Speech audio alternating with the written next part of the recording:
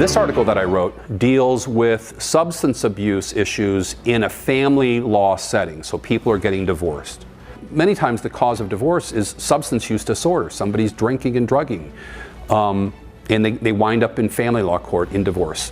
So I wrote an article that assures people that, number one, the right thing to do is to go to treatment and get the help that you need. First, do no harm, number one. Number two, the treatment records are not admissible into any court proceeding. They are confidential, they are protected. So I want the spouse to feel comfortable that what you say in therapy is not going to come back to haunt you in a divorce proceeding.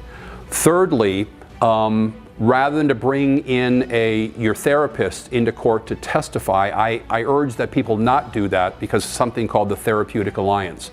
I want the therapist and their client, or my client, who's a divorcing spouse, I want her or him to feel comfortable that the things that they say to their therapist are not going to be repeated in court. And so what we do is we use independent psychological evaluations rather than to bring the treating therapist into court.